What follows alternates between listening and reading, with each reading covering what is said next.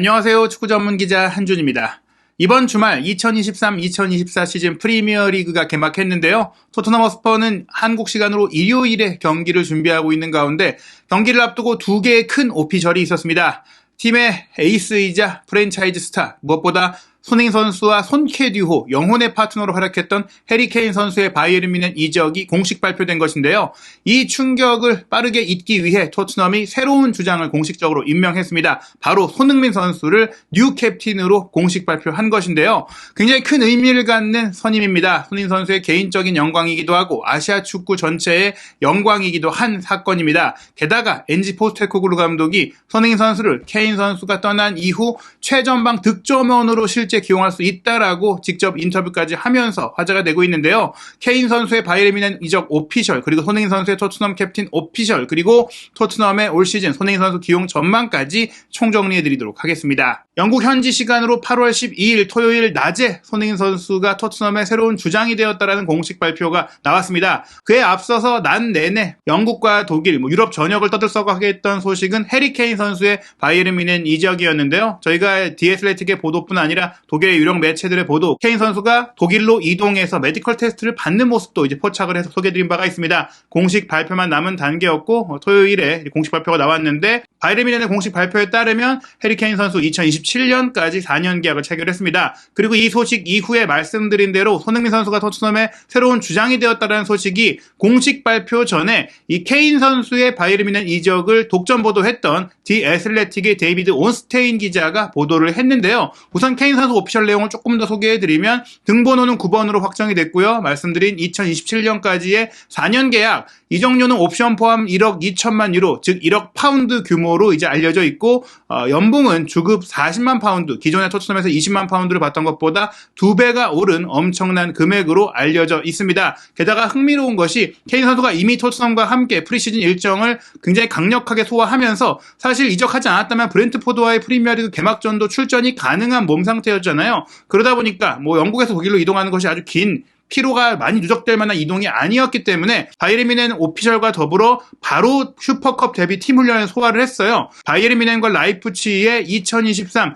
독일 슈퍼컵 경기 명단에 케인 선수가 이름을 올렸고 경기 예고 포스터에까지 등장을 하면서 곧바로 데뷔전 그리고 첫 우승 트로피 사냥까지 나설 수 있게 됐습니다. 케인 선수 토트넘의 11살의 나이에 유소년 시절에 입단을 해서 30이 되기까지 20년 가까이 시간을 보낸 토트넘맨이죠. 공식 경기 1군 경기 435경기에 출전해서 280골을 기록하며 토트넘 역사상 최다 골 기록을 세웠고요. 또한 토트넘 소속으로 유럽 대항전에서도 45골을 넣은 것 역시 토트넘의 역대 최다 득점 기록이고요. 프리미어리그에서만 213골, 260골을 기록한 앨런 시어러에 이은 프리미어리그 역대 2위 득점 기록이거든요. 이 기록을 사실 계속 이어가기 위해서 프리미어리그에 남을 것이다, 토트넘에 남을 수 있다, 혹은 이제 바이에른 뮌헨에 갔다가도 바이백 조항을 통해서 토트넘에 돌아올 수 있다, 이런 얘기들이 있는데 이건 아직까지 이제 소문에 불과하기 때문에 바이에른에서의 경력이 어떻게 이어질지, 또 케인 선수가 다시 프리미어리그에 돌아와서 역대 최다골에 다시 한번 도전할 수 있을지는 지켜봐야 할 것 같습니다. 케인 선수 프리미어리그에서 3차례나 골든부트를 수상했던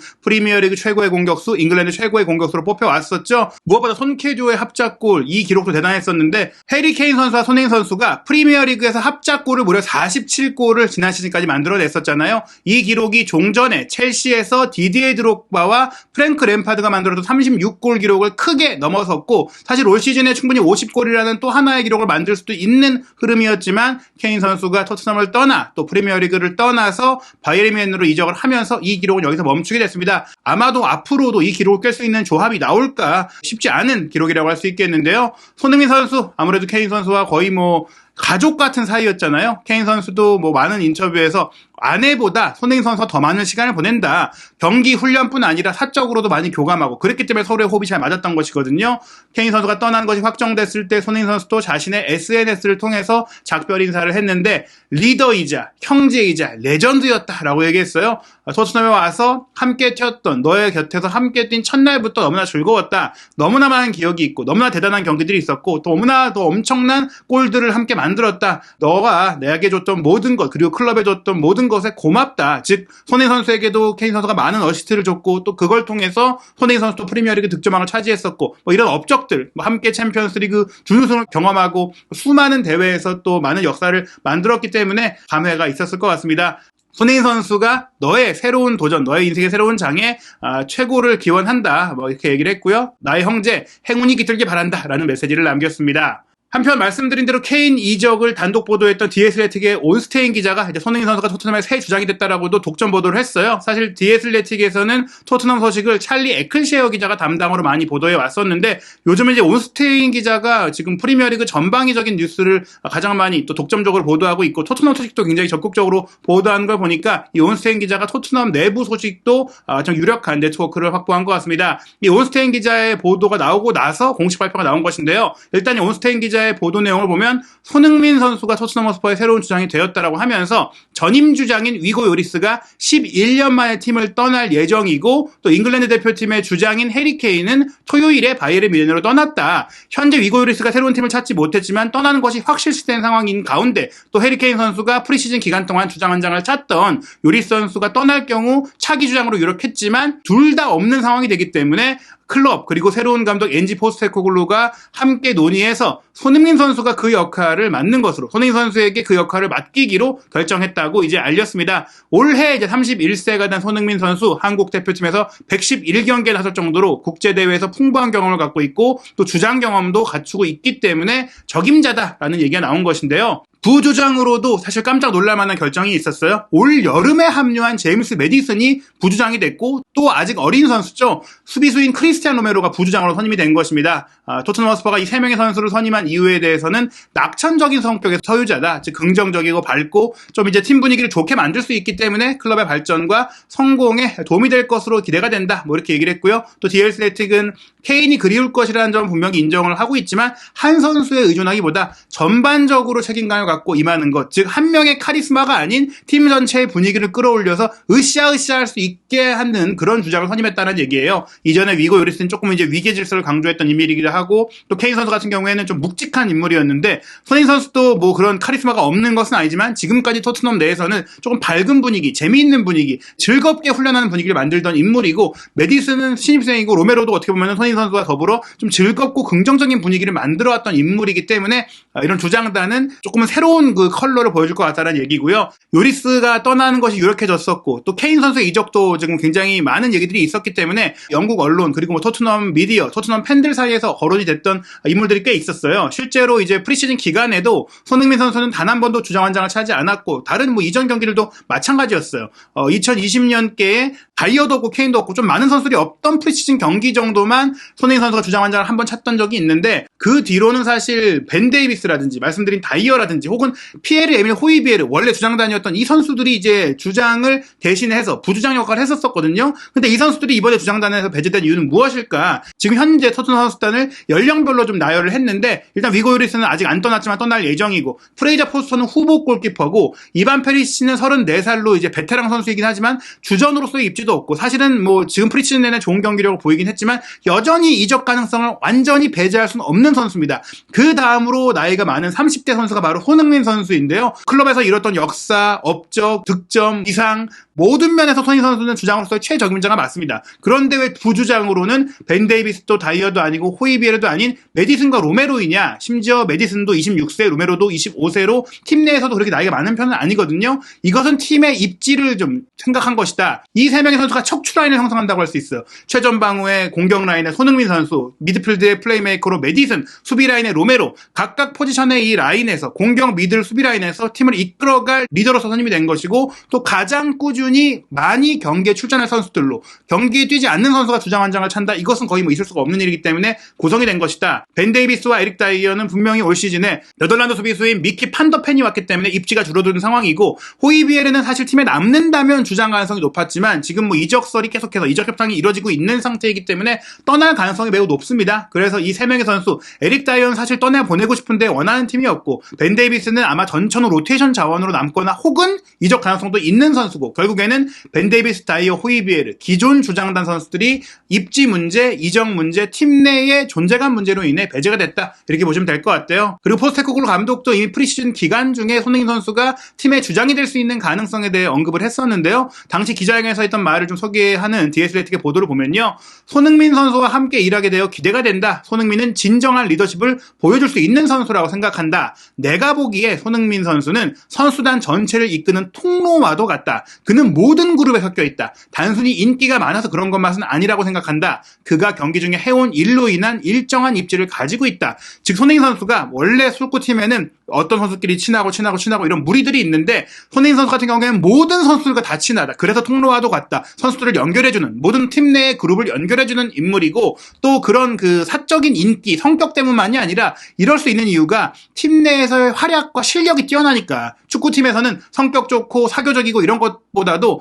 실력이 뛰어나고 결과를 내야만 선수들한테 인정을 받고 있는데 그런 면이 있는 선수가 손흥민 선수라는 것이죠. 그룹에 미치는 영향력 보는 거 정말 좋은 일이다. 손흥민 선수가 이렇게 좋은 영향을 미치는 걸 나도 감독으로 와서 보니까 정말 좋더라라고 했고 또한 조국 한국의 리더이고 또 오랫동안 한국의 아이콘이었다는 걸 알고 있기 때문에 이런 영향력이 크다는 것은 놀라운 일은 아니었다. 즉 한국의 스타로서 또 한국 대표팀에서는 이런 역할들을 이미 해왔던 인물이기 때문에 충분한 주장의 후보라는 것이고 이렇게 오랫동안 스포트라이트를 받아온 사람인데도 사교적이고 팀 분위기를 좋게 만든다는 것은 정말 대단하다. 그리고 선수들 사이에서 엄청난 존경심을 받고 있다라고 이제 이야기를 하면서 이미 암시를 했던 바가 있습니다. 그리고 얼마 지나지 않아 영국 시간 정확하게는 8월 12일 토요일 오후 3시 50분에 공식 발표가 나왔어요. 이미 또 주장 완장을 차고 부주장인 메디슨, 로메로와 함께 사진, 화보까지 찍은 것이 공개가 됐는데요. 토트넘의 공식 발표 내용을 보면요. 손흥민이 클럽 주장으로 선임되었습니다. 올해 31세인 손흥민은 2014-15 시즌에 처음 주장 완장을 맡았던 위고 요리스에게서 주장 완장을 물려받았습니다. 라고 했어요. 특히 흥미로운 게 요리스 선수가 손흥민의 그 첫 시즌, 토트넘 첫 시즌에 주장 완장을 달고 이제 본격적으로 뛰었다. 뭐 이렇게 좀 소개를 하는 것이고요. 메디슨과 로메로가 부주장, 그리고 손흥민 선수가 한국 대표팀의 주장인데 2015년 8월에 바이엘 레버쿠젠에서 토트넘으로 이적을 했기 때문에 벌써 9번째 시즌이다. 이런 부분들 무려 이제 9년간 토트넘에서 활약한 선수이기 때문에 당연히 주장 완장을 차야 되겠죠. 그 외에 손흥민 선수의 업적들에 대해서 소개를 했는데요. 토트넘 호스퍼 스타디움에서 프리미어리그 첫 골, 챔피언스리그 첫 골을 모두 손흥민 선수가 넣었고 또 2019년 12월 번리전 원더골로 토트넘 선수 중에 최초로 피파 푸스카스상을 수상을 했고 또 2021-2022 시즌에는 23골을 넣어서 프리미어리그 득점왕까지 차지를 했고 지난 시즌 아시아 선수 최초로 프리미어리그 100골을 넣은 선수가 되었다. 토트넘의 주장이 되기에 충분한 이력이 있다라고 소개했습니다. 손흥민 선수도 소감을 밝혔는데요. 이 거대한 클럽의 주장을 맡게 되어 정말 큰 영광입니다. 정말 놀랍고 자랑스러운 순간이었습니다. 저는 이미 선수들에게 경기장 안팎에서 모두가 주장처럼 느껴야 한다고 말했어요. 새로운 시즌, 새로운 시작이며 이 유니폼과 완장을 위해 모든 것을 바칠 것입니다. 이렇게 얘기를 했습니다. 모두가 주장이 되어야 된다. 내가 주장이지만 우리 모두가 리더라는 마음으로 함께 뭉쳐보자. 이렇게 얘기를 했고요.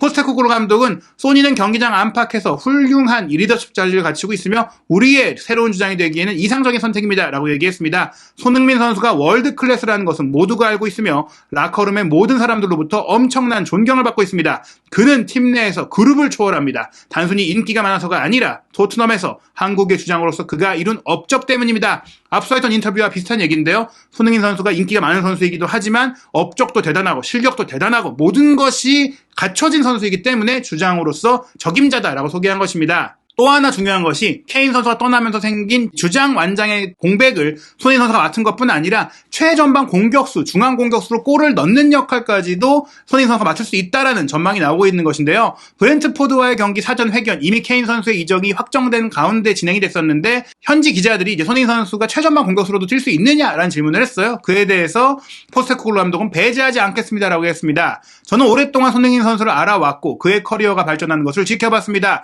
특히 우리의 경기 방식을 비춰볼 때 그가 중앙에서 뛸 수 있다는 것은 의심의 여지가 없습니다. 바로 여기에 뉘앙스가 있습니다. 감독마다 팀을 구성하는 방식이 다르고 어떤 팀에서는 소니가 중앙 공격수로 뛰지 못할 수도 있지만 우리가 플레이하는 방식과 앞으로 플레이하는 방식에서는 소니가 중앙 공격수로 분명한 옵션이 될 수 있다고 봅니다.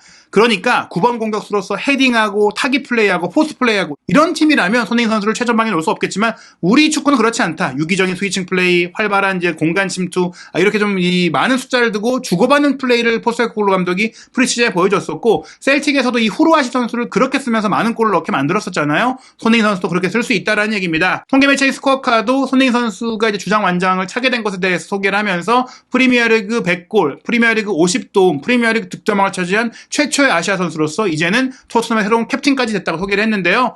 유럽 리그에서 한두 번 완장 찬 게 아니라 공식적인 팀의 주장이 된 것은 퀸즈파크 레인저스 시절 박지성 선수가 최초이자 유일했었고 이번에는 손흥민 선수가 처음입니다.